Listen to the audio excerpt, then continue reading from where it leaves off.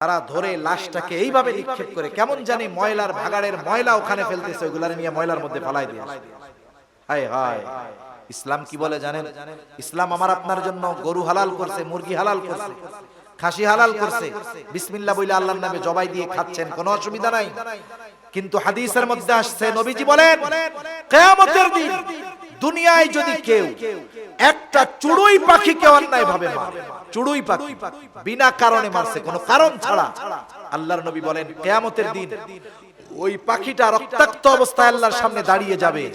ওই ব্যক্তির বিরুদ্ধে আল্লাহর কাছে অভিযোগ দায়ের করবে, আল্লাহ এই লোকটা কেন আমাকে বিনা কারণে হত্যা করেছিল, আমি এর বিচার চাই। সুবহানাল্লাহ। তাহলে আপনি একটা চড়ুই পাখি বিনা কারণে যদি মারেন, কিয়ামতে হিসাব দেওয়া লাগবে। আর সৃষ্টির শ্রেষ্ঠ জীব, আশরাফুল মাখলুকাত মানুষ, আরো যদি সে মুসলমান হয়, আপনি যদি তাকে হত্যা করেন, কষ্ট দেন, কিয়ামতের দিন জবাব দেওয়া লাগবে কি লাগবে না? কোনো সন্দেহ নাই। মনে রাখবেন, যে একজন মানুষকে অন্যায়ভাবে হত্যা করলো, সে কেমন যেন গোটা পৃথিবীর মানুষকে হত্যা করলো। এজন্য মুমিন মুমিন সম্পর্ক ভালো করে না। আল্লাহর নবী বলেন সিবাবুল মুমিনি ফুসুক ওয়া কিতালুহু কুফর। আপনি একজন মুমিনকে গালি দেন, এটা ফুসুক, ফাসাকি, কবিরা গুনাহ। আর যদি একজনকে হত্যা করে, এটা কুফরির মতো গুনাহ। এজন্য আমার আপনার দ্বারা যেন কোনো মুমিন ভাই কষ্ট না পায়। সাথে সাথে আরেকটা অ্যাডভাইস দিব, সামনে দুর্গাপূজা আসতেছে, জানেন তো আপনারা? মুসলমান না জানলে হয়? মুসলমান না গেলে পূজা হয় নাকি চাচা? হ্যাঁ, মিয়া গোপালাবান না গেলে কি পূজা হয় নাকি? ওই জায়গায় যদি 10 জন মুসলিম থাকে, ওই ধর্মের লোক 90টা থেকে আমাগোটা লাড্ডু খাইতে যায় আর বসতে হয়ে যাবে। এই মিয়া শুনেন, হালাল জিনিস যদি আল্লাহ ব্যতীত অন্য কারো নামে উৎসর্গ করা হয়, ওইটা হারাম হয়ে যায়। ওইখানে লাড্ডু দেয়, নাড়ু দেয়, খই দেয়, এটা কি আপনার বাপের নামে আমার বাপের নামে দেয় নাকি? দেয় কার নামে? উৎসর্গ করে কার জন্য? দুর্গা দেবীর জন্য, তাদের বাসায়। আপনি ওইটা খাওয়ার জন্য যান। কতজন চুরি করে খায়, আবার বরকত মনে হয় মনে করে। সেই জন্য এই ধরনের খাবার খাইতে যাবেন না। 2 নাম্বার, অনেকে গিয়া পাঠার গোশত, ছাগলের গোশত খায়। এ মিয়া, ফতোয়া দিব কি হুজুর, ছাগল কি হালাল না? আরে বেটা, হালাল প্রাণী যদি ইচ্ছা করে আল্লাহর নাম বাদ দিয়ে জবাই দেওয়া হয়, ওটা হারাম হয়ে যায়। আর যেটা দেবীর উৎসর্গে জবাই দেয়, ওরা এক কোপে ফালায়া দেয়, বলি দেয়, এটার গোশত যে হারাম, কোনো সন্দেহ নাই। ওইটা যাইয়ে ফ্যাট উসে করে খায়। আল্লাহ আল্লাহ, কি অবস্থা! এখন আমাদের কাজ হইল, তারা তাদের ধর্মীয় আচার অনুষ্ঠান পালন করবে, এটা তারা করবে, এটা তাদের ধর্মীয় স্বাধীনতা, রাষ্ট্রের নাগরিক হিসাবে এটা তাদের অধিকার আছে। আপনার বাধা দেওয়ার কোনো অধিকার নেই। দ্বিতীয় কথা, তাদের দেবদেবীদের নিয়ে আপনারা কখনো খারাপ মন্তব্য করবেন না, বকা দিবেন না। অনেকে আছে অতিমাত্রায় উৎসাহী হয়ে যায়, তাদের দেবদেবীদের নিয়ে বকাঝকা দেয়। আমরা হুজুররা কোনোদিন আপনাদের বলছি যে ওদের দেবদেবীরে বকা দেন? বলছি কোনোদিন? আমরা কোনোদিন বলি না। কিন্তু অতি উৎসাহী কিছু লোক এগুলো করার কারণে আমাদের উপরে দোষ চাপায়, যে এই যে উগ্রবাদী হুজুররা এইসব করার জন্য ওদেরকে এই করছে, দোষ সব আমার। অথচ আমরা আপনাদের বারবার বলি, আল্লাহ কোরআনে বলেছেন ওয়ালা তাসুব্বুল্লাযীনা ইয়াদউনা মিন দুনিল্লাহ ফায়াসুব্বুল্লাহা আদওয়ান বিগাইরি ইলম। আল্লাহ বলেন ওয়ালা তাসুব্বুল্লাযীনা ইয়াদউনা মিন দুনিল্লাহ, আল্লাহ ব্যতীত তারা যাদেরকে উপাস্য হিসাবে গ্রহণ করেছে, তোমরা তাদেরকে বকা দিও না। তাহলে তাদের দেবদেবীদেরকে আমরা বকা দিব, আল্লাহ মানা করতেছে। এরপর আল্লাহ কি বলেন? ফায়াসুব্বুল্লাহা আদওয়ান বিগাইরি ইলম। তোমরা যদি বকা দাও তাদের দেবদেবীদেরকে, তারা অজ্ঞতাসারে শত্রুতাবশত তোমাদের সাথে শত্রুতা পোষণ করে, ফায়াসুব্বুল্লাহ, তারা আল্লাহকে বকাঝকা দিবে, গালি দিবে। এজন্য ফেসবুকে মাঝে মধ্যে দেখি কিছু আছে অতিমাত্রায় উৎসাহী, তাদেরকে বকাঝকা দেয়, আর ওরা আল্লাহ নিয়ে, রাসূল নিয়ে, টুপি নিয়ে, দাড়ি নিয়ে একতরফা ভাবে বিষোদ্গার করতে থাকে, বকাঝকা দিতে থাকে। সেজন্য তারা তাদের পূজা অর্চনা করবে, এটা তারা করুক, আমরা তাদেরকে কোনো বাধা প্রদান করব না, কোনো বিশৃঙ্খলা করব না। আমাদের ঈমানের দাবি, আমরা তাদের এই কর্মকাণ্ডে অংশগ্রহণ করব না, তাদের দেবদেবীকে আমরা বকাঝকা দিব না। তারা যদি আমাদের প্রতিবেশী হয়, মনে রাখবেন প্রতিবেশী হিসাবে তাদের হক আছে। প্রতিবেশী হিসাবে হক কার? আয়েশা সিদ্দিকা রাদিয়াল্লাহু তাআলা আনহা নবীজিকে বলতেছেন, আমার 2 জন প্রতিবেশী, একজন ইহুদি আর একজন মুসলিম, খেয়াল দিয়া শুনেন, মা বোনরাও খেয়াল দিয়া শুনেন, আমার দুইজন প্রতিবেশী, একজন মুসলিম আর একজন ইহুদি। ইয়া রাসূলুল্লাহ, আমি কাকে বেশি অগ্রাধিকার দিই? আমরা সাধারণ কি চিন্তা করব, যে মুসলমান তাকে। নবীজি বললেন না, যে যার দরজা তোমার দরজার বেশি কাছে তুমি তাকে অগ্রাধিকার দিও। তার মানে একজন প্রতিবেশী যদি আমার বেশি কাছে হয়, প্রতিবেশী হিসাবে তার হকটাও বেশি। এজন্য অমুসলিম প্রতিবেশী হলে তার সাথে আমি সদাচরণ করব, ভালো ব্যবহার আচার-আচরণ করব। বাজারে ব্যবসায়িক লেনদেন করেন, কোনো অসুবিধা নাই, সে আপনারটা কিনে আপনি তার কাছ থেকে কিনেন, কোনো অসুবিধা নাই। আমাদের সাথে তাদের সহ অবস্থান থাকবে, শান্তিপূর্ণ অবস্থান থাকবে, একত্রে আমরা বসবাস করব। কিন্তু ঈমানি যে বিষয়গুলো, এই ব্যাপার, এগুলোর বিষয়ে আমাদের খেয়াল রাখতে হবে। আপনি কেন চলে যান পূজায়? আপনি কি তাদেরকে কোনোদিন, আপনার বছরে 2 বার ঈদের নামাজ হয়, বন্ধুরে আইনা ঈদের নামাজ পড়াইতে পারছেন? আপনি পারেন নাই, কিন্তু আপনি তার পূজায় চলে যান। এই কাজগুলো ঠিক নয়। এজন্য নিজের আত্মমর্যাদা, ধর্মীয় আত্মমর্যাদা, গায়রাত, এটাকে ঠিক রাখতে হবে, ঠিক কিনা বলেন? এজন্য সাথে সাথে আমরা আরেকটা বিষয় খেয়াল রাখবো, বিশৃঙ্খলা সৃষ্টিকারীরা চাইবে যে জায়গায় জায়গায় বিশৃঙ্খলা সৃষ্টি হোক। এজন্য কোন ধরনের গুজব, বিশৃঙ্খলা সৃষ্টি করার মতো কোনো কাজ দেখলে আমরা স্থানীয় মুরব্বী যারা আছে তাদের সাথে এগুলো প্রতিহত করার চেষ্টা করব, ইনশাআল্লাহ করব তো। কারণ আমরা চাই মিলেমিশে সহ অবস্থানে সব ধরনের ধর্মের, সব বর্ণের, সব মতের মানুষ একসাথে বসবাস করুক। আর এই ধরনের সহ অবস্থান যদি নিরাপত্তার সাথে সুনিশ্চিত করতে হয়, নবীজি সাল্লাল্লাহু আলাইহি ওয়াসাল্লামের আদর্শ আমাদের গ্রহণ করতে হবে, কি হবে না বলেন? সেজন্য আপনাদের কাছে আবারও সেই অনুরোধ করব, প্রত্যেকটা ঘরে ঘরে নবীজির জীবনী কিনবেন, প্রত্যেকটা ঘরে ঘরে, এবং নিজেরা পড়বেন, সন্তানদেরকে দিয়ে পড়াবেন। আল্লাহ সুবহানাহু ওয়া তাআলা আমাদের সকলকে রাসূলুল্লাহ সাল্লাল্লাহু আলাইহি ওয়াসাল্লামের আখলাক পরিপূর্ণভাবে অনুসরণ করার তৌফিক দান করুক, সকলে বলি আমিন। আমার আগে ভাই সুন্নাতের বিষয়ে কিছু কথা বলেছে, নবীজির সুন্নাতগুলো আমরা অনুসরণের চেষ্টা করব। প্রত্যেকটা পদক্ষেপে সুন্নাত আছে, প্রত্যেকটা পদক্ষেপে কি আছে? সুন্নাত আছে। কয়েকটা সুন্নাতের আমল শুনি, এগুলো করার চেষ্টা করব। দুই একজন আছেন নাকি এই জায়গায় 2, 4, 10 বছরে বাথরুমে যাওয়া লাগে না, এরকম কেউ আছেন? তাহলে তার একটু পুরস্কার দিই। পায়খানা প্রস্রাব করেন না, এরকম যদি কেউ থাকেন যে হুজুর এই যে আমার বয়স 30 বছর, আজ পর্যন্ত প্রস্রাবও করি নাই, পায়খানাও করি নাই, কেউ আছেন? আপনাকে গোটা জেলায় আছে। আপনি খান না খান, দৈনিক 2-1 বার এই কাম সারা লাগে, ঠিক কিনা কোন? এখন এই কাজেরও সুন্নাত আছে। আপনি এই কাজটা তো এমনিই করবেন, কিন্তু একটু সিস্টেম ফলো করে যদি করেন, এটা আপনার ইবাদত হবে।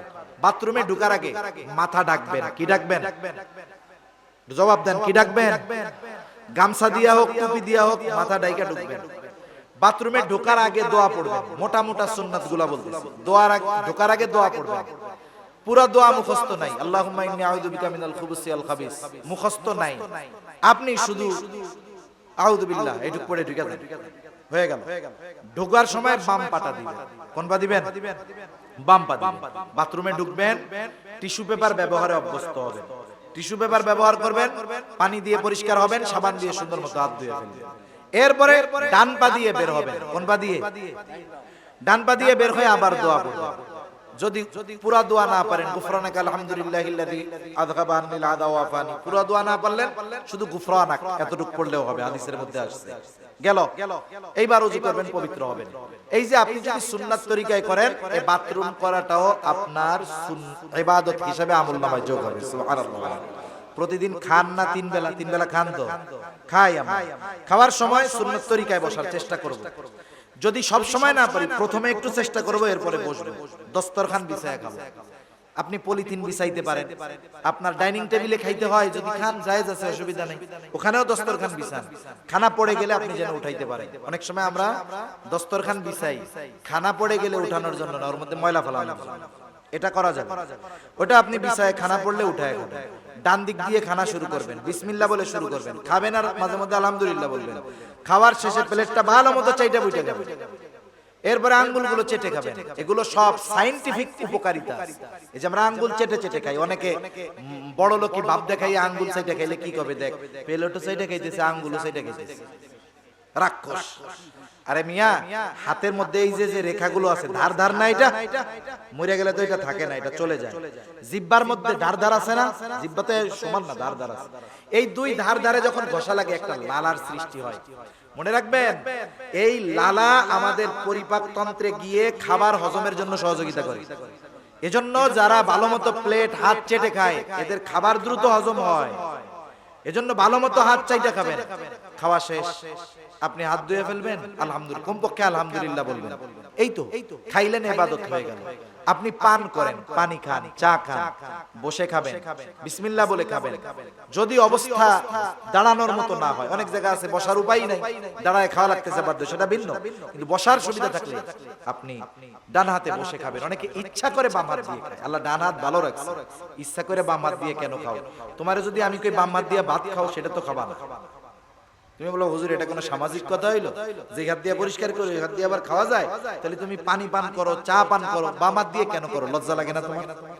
এজন্য সব সময় ডান হাতে খাবো, বাম হাতে খাওয়া এটা ঠিক না। যার ডান হাত নাই তার মাসালা ভিন্ন, যার ডান হাত নাই তার মাসালা ভিন্ন।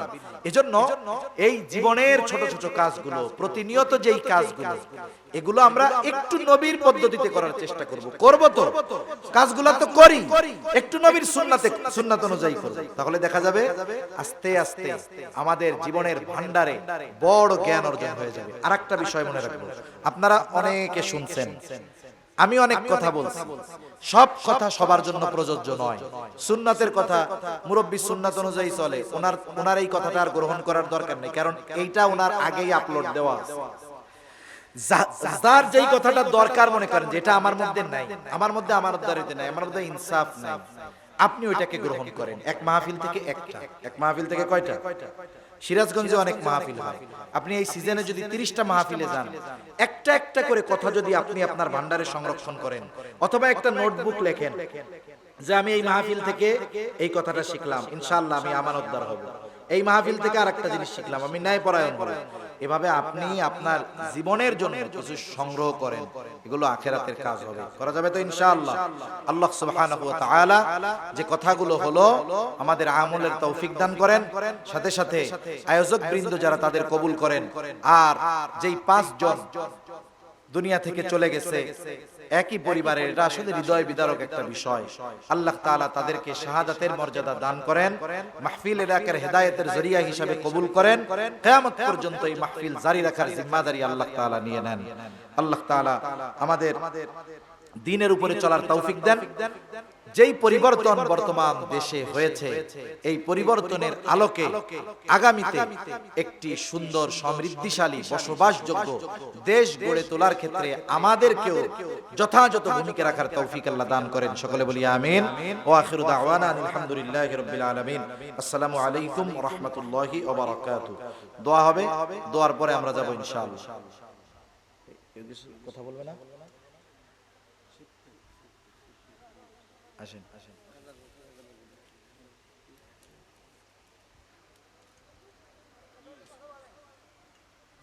না না, আপনাদের কেউ কিছু বলবে না? কথা দোয়া করে দিব।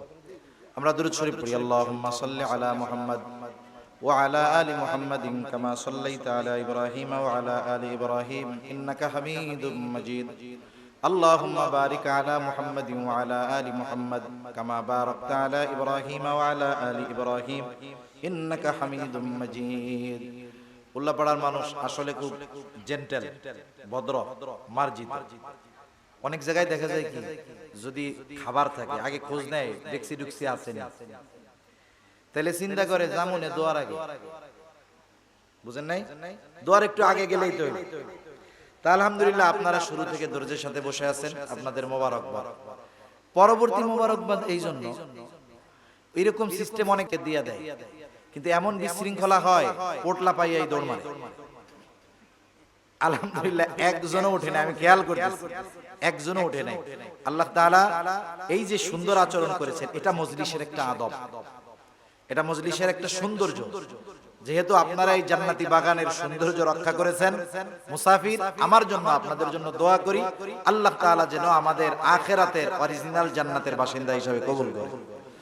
আলহামদুলিল্লাহি রাব্বিল আলামিন।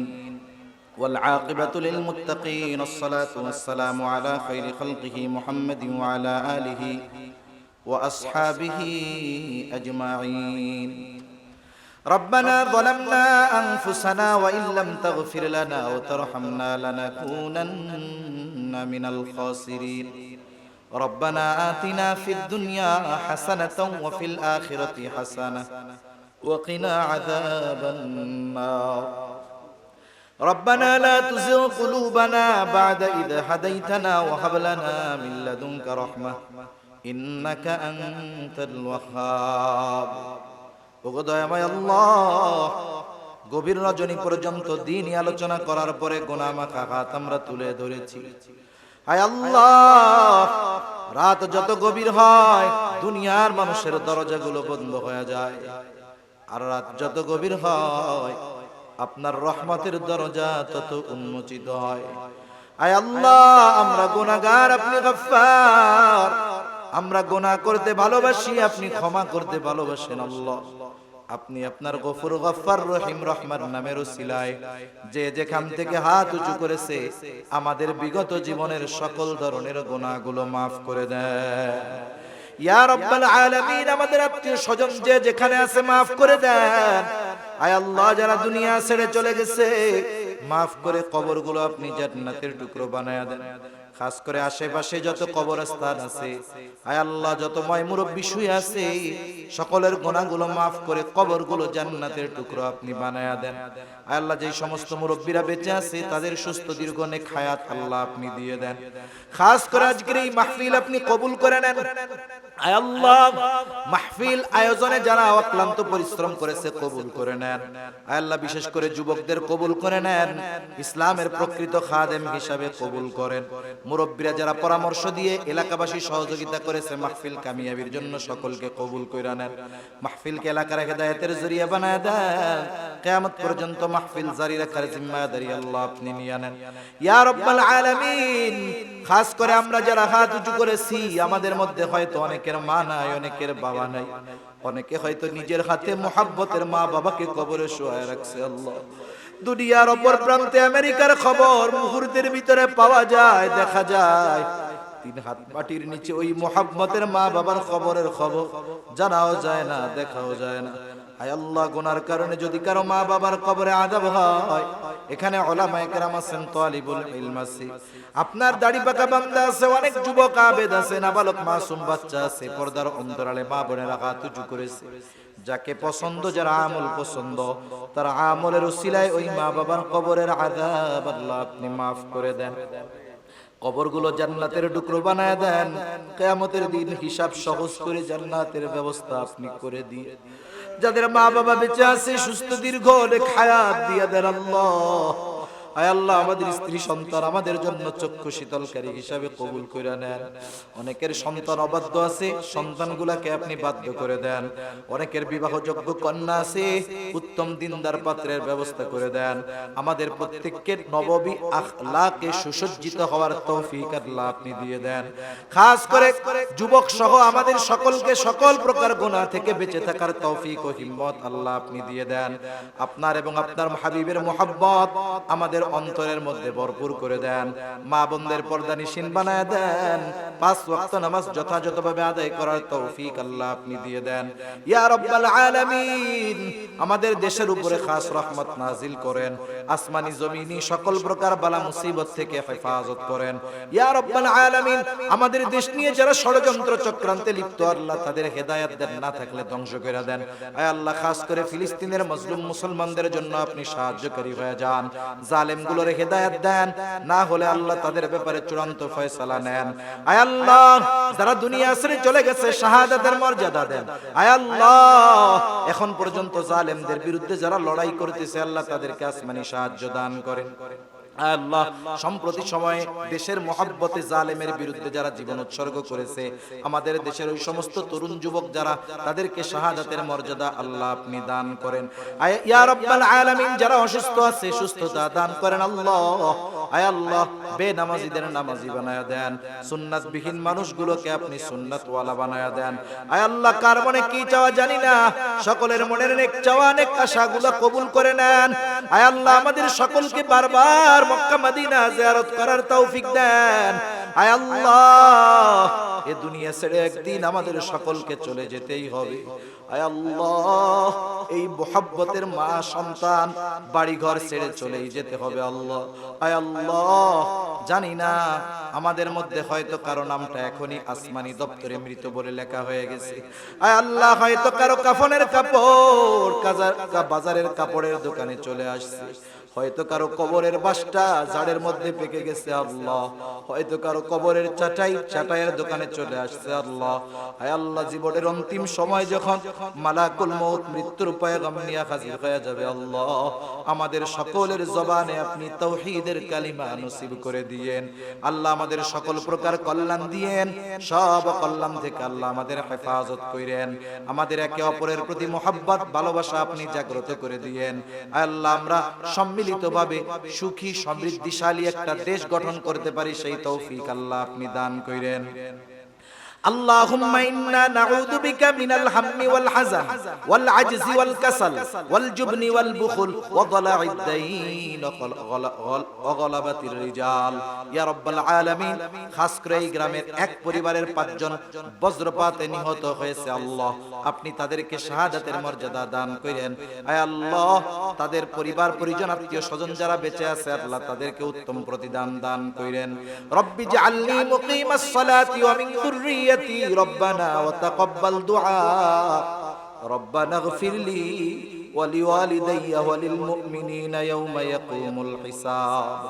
রব্বানা হাব লানা মিন আজওয়াজিনা ওয়া যুররিয়্যাতিনা কুররাতা আ'য়ুন وجعلنا للمتقين إماما رب ارحمهما كما ربياني صغيرا رب ارحمهما كما ربياني صغيرا وصلى الله تعالى على خير خلقه محمد وعلى آله وأصحابه أجمعين آمين برحمتك يا أرحم الراحمين.